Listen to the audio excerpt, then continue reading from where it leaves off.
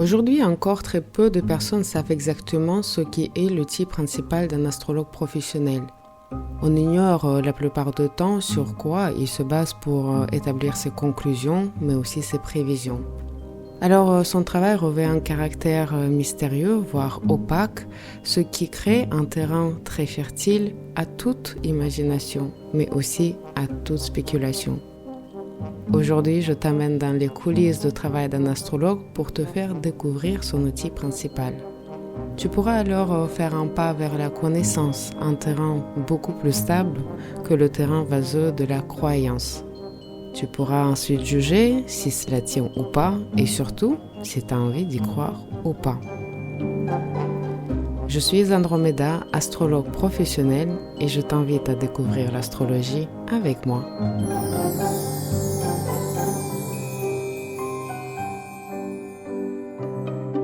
Aujourd'hui, j'ai envie d'aller plus loin dans l'histoire des prévisions astrologiques. J'ai envie d'aller plus loin dans la démystification de cette pratique des prévisions. Quand je parle de l'astrologie, du futur, je vois que les gens s'imaginent des trucs que même moi, je suis loin d'imaginer. Je vois qu'il y a des choses bizarres qui se passent dans leur esprit et alors on ne sait pas trop de quoi on parle. Est-ce que c'est les cartes? Est-ce que je suis voyante? Les gens, ils ne savent pas trop. Et effectivement, l'idée de prévoir le futur, elle intrigue et en même temps, elle l'interroge et en même temps, on ne la comprend pas. J'ai envie dans cet épisode de t'amener dans les coulisses de l'astrologie et on va continuer au fil des épisodes à former, à expliquer ce que c'est par des approches et définitions différentes. On va donc donner une nouvelle facette de la définition de l'astrologie à la fin de cet épisode. C'est quoi les prévisions? Comment on fait les prévisions? Comment on peut comprendre et cerner les prévisions? Finalement, cette chose qui paraît complexe et qui paraît assez opaque, elle n'est pas si complexe que ça. Elle n'est pas évidemment simple en soi, mais en même temps, c'est pas là où résident les mystères de l'astrologie les plus profonds. J'ai cherché une manière assez claire, comme toujours, c'est ce que j'essaie de faire, pour expliquer les prévisions pour que chacun puisse comprendre, pour que ça parle à tout le monde. Pour ça, comprenons un petit peu les rythmes universels. C'est important la question des rythmes universels. C'est important parce que notre univers, il respire. Notre univers, il vibre tout le temps.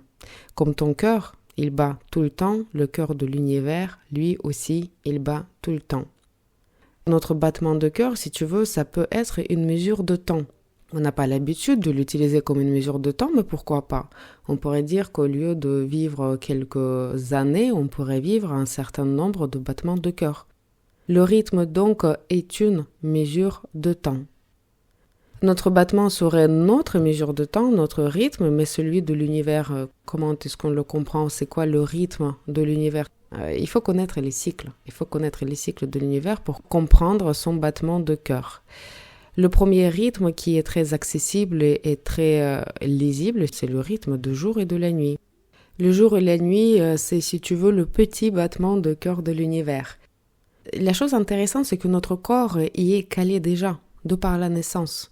On le reconnaît à la sécrétion des hormones et on sait aussi que certains organes de notre corps s'activent et se désactivent d'une certaine manière en fonction du cycle de jour et de la nuit. La montre, celle qu'on tient à la poignée, elle est là pour nous indiquer l'heure précise dans ce cycle pour qu'on puisse faire quoi au juste? Pour qu'on puisse nous aussi nous y retrouver pour in fine caler notre rythme individuel à ce rythme de jour. Cet alignement, il est important, il est déjà important pour notre bien-être. Il est important pour notre forme physiologique. Et d'ailleurs, aujourd'hui, quand on est décalé et quand on bouscule tout le temps ces rythmes journaliers et nocturnes, on ne se sent pas bien. Et on se sent encore moins bien quand on avance dans l'âge. Le deuxième cycle universel, un battement un petit peu plus important de cœur de l'univers, ça serait le mois. La naissance du mois, elle a lieu au moment de la nouvelle lune. Au moment de la nouvelle lune, ce cycle commence et se déroule par des phases lunaires différentes pour se renouveler au moment de la prochaine nouvelle lune. La date au calendrier, en toute logique, si on voulait s'aligner sur le rythme universel, elle nous indiquerait la phase de la lune. La phase de la lune qui est riche déjà en interprétation et chaque agriculteur, par exemple, il le sait. Et ces connaissances, ils étaient beaucoup plus complètes et appliquées dans la vie quotidienne il y a encore finalement pas si longtemps que ça. Des accords majeurs, on les reconnaîtra au rythme annuel, notamment au changement de saison. Cela dû à la rotation de la Terre autour du Soleil, ça je pense que tout le monde sait, et ça nous permet d'observer ce changement de saison. Ça nous permet aussi d'anticiper nos actions encore plus importantes pour tout simplement pouvoir mieux les réussir.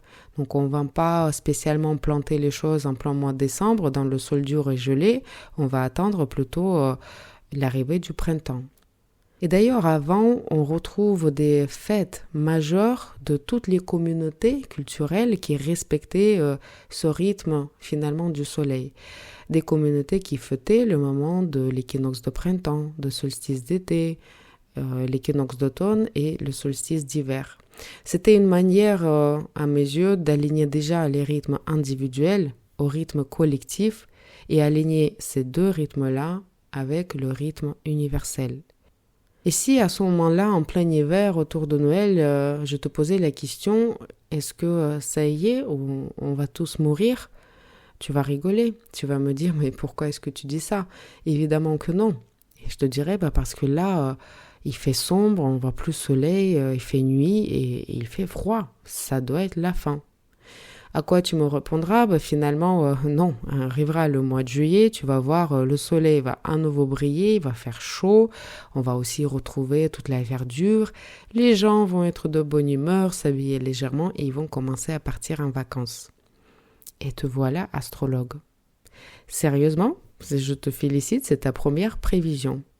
Pour faire cette prévision, tout dont tu avais besoin, c'est tout simplement la connaissance des cycles, des différents cycles. Ça te paraît aujourd'hui anodin de faire cette prévision-là, et c'est vrai qu'au bout de quelques années sur Terre, on est tous capables de la faire, mais ceci est une prévision malgré tout. L'astrologie continue à explorer les cycles au-delà du cycle annuel. Le cycle journalier, mensuel, annuel, ça nous suffit pour organiser notre vie matérielle. Seulement l'homme, il ne se contente pas toujours de seulement organiser sa vie matérielle. Non, on connaît très bien la pyramide de Maslow, je ne sais pas si tu connais, mais cette pyramide nous explique qu'une fois nos besoins basiques de sécurité sont remplis, on va aller chercher une réalisation sociale. Et au-delà, on va aller chercher une réalisation spirituelle et même un état d'une certaine forme de transcendance. L'astrologie continue à observer les cycles plus complexes, plus longs, plus subtils aussi, et il s'agit beaucoup aussi de la capacité de synthétiser ces différents cycles. Il y a besoin d'une connaissance particulière qui n'est pas toujours à la portée de tout le monde pour analyser les cycles moins visibles. C'est ça ce qui fait l'astrologue. À ce moment-là, on comprend bien qu'il y a quand même un lien fort entre l'astrologie et le temps. Et oui, tout ce qu'on vient de voir finalement, jour, mois, l'année, c'est le calendrier qui nous permet de nous y retrouver, mais c'est une façon de mesurer le temps. Et le temps, du point de vue métaphysique, c'est une dimension très intéressante. On retrouve dans les anciennes civilisations, comme en Mésopotamie, 6000 ans quand même avant Jésus-Christ, mais aussi dans l'ancienne Égypte, une connaissance approfondie des cycles astrologiques. Ces connaissances-là permettaient d'aller au-delà des besoins matériels de l'homme, tout en l'aidant à rester en phase avec les battements de cœur de l'univers, avec le cosmos. C'est dans cet alignement-là que se trouvent aussi des clés d'une plus grande spiritualité. On voyait que dans l'ancienne Égypte, ce lien il était très étroit entre ce qu'on observait, l'interprétation spirituelle qu'on y donnait, mais aussi les événements très concrets qui rythmaient la vie de l'Égypte. Avoir accès à ces connaissances permet à l'homme d'aller plus loin dans son alignement de ses rythmes individuels avec les rythmes cosmiques. Contrairement à l'idée établie, l'astrologue ne prévoit pas les événements.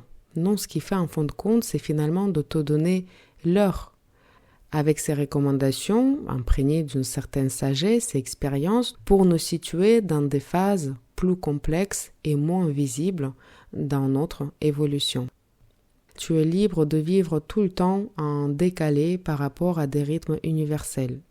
C'est ce que fait l'homme occidental aujourd'hui, parce que tout ce qu'on appelle aujourd'hui l'invention, l'avancée, le progrès, tout ça, ça nous a éloignés finalement de tout rythme naturel, à commencer par le jour.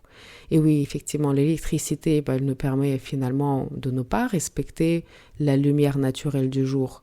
Il y a aussi la possibilité de voyager partout à tout moment. Cela nous permet d'échapper à l'hiver, à son froid et aussi à tout ce que cela implique. Alors que cela implique une phase importante dans la vie de chaque personne, une phase un peu introvertie de réflexion qui va nourrir tes actions que tu pourrais commencer par exemple au printemps. On a aussi l'agriculture intensive qui a totalement cassé les rythmes de la nature et aussi bien sûr la pilule contraceptive. Et là, j'ai pas besoin de te faire l'image. Et d'ailleurs, soit dit au passage, je pense que c'est assez intéressant que la femme étant réglée, elle se présente finalement quand même dans un rôle de gardienne des cycles naturels et de gardienne aussi de battements de cœur de l'univers. L'homme occidental, il se retrouve dans une forme de tachycardie arythmique. Ça nous épuise. Et c'est très difficile dans ces conditions d'aller même rêver d'une certaine forme de spiritualité.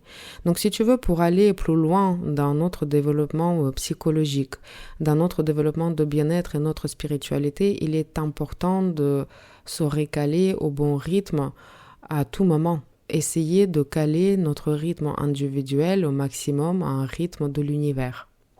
Comme on a vu ensemble, le rapport de l'astrologie au temps, il est très ancien, mais ce lien, il s'est brisé.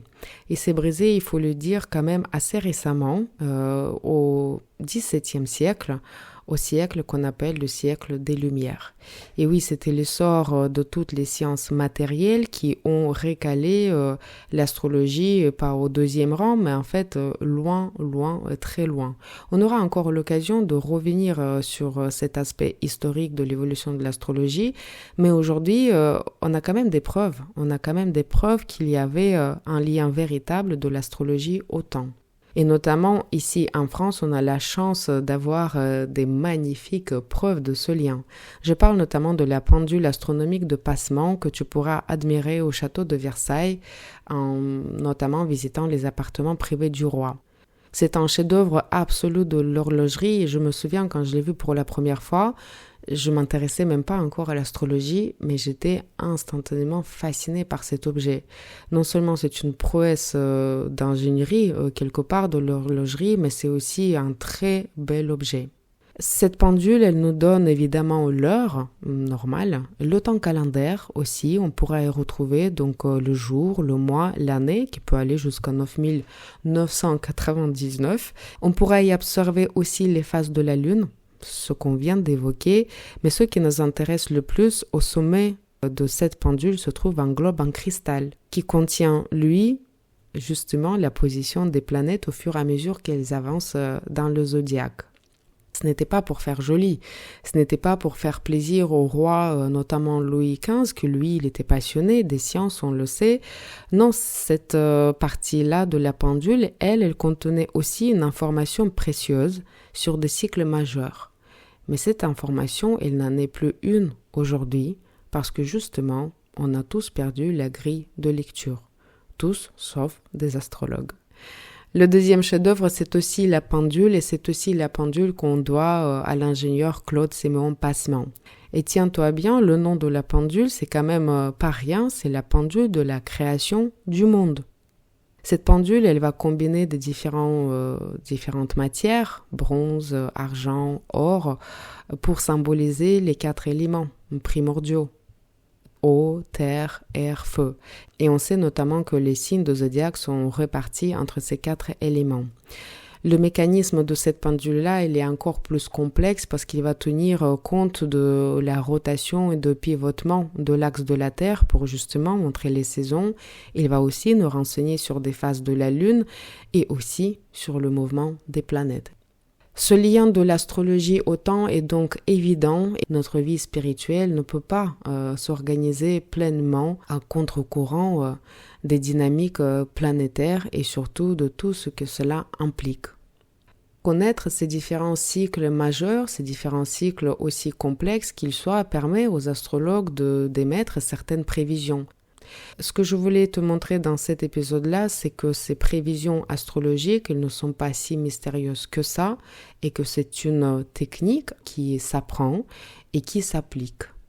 Un jour, peut-être, quand on aura l'occasion de plonger plus en détail dans la sagesse du zodiaque, tu verras ô combien cette histoire d'alignement de rythme est importante. Si dans l'ancienne Égypte et la Mésopotamie, on préservait ces connaissances des cycles et on ne les exposait que d'une certaine manière dans la mesure où ça pouvait s'appliquer à la vie de la collectivité, c'est qu'il y a une raison. Parce qu'avec la connaissance de ces cycles, il y a une véritable entrée dans le monde plus spirituel. Si on devait donner une nouvelle facette de l'astrologie aujourd'hui, pour compléter celle qu'on connaît déjà, je dirais que l'astrologie, c'est une discipline qui étudie des cycles, et ça serait beaucoup plus juste que n'importe quelle définition mystérieuse. C'est une définition rationnelle, c'est sûr. Mais si je devais être un petit peu plus poétique, je dirais que l'astrologie est une véritable gardienne du temps de l'univers. C'est une véritable guide des rythmes du cosmos. Et en ce sens, c'est une véritable gardienne de la spiritualité. Je serais ravie d'en aborder de nouvelles facettes et de nouvelles profondeurs au cours de prochains épisodes. À très bientôt.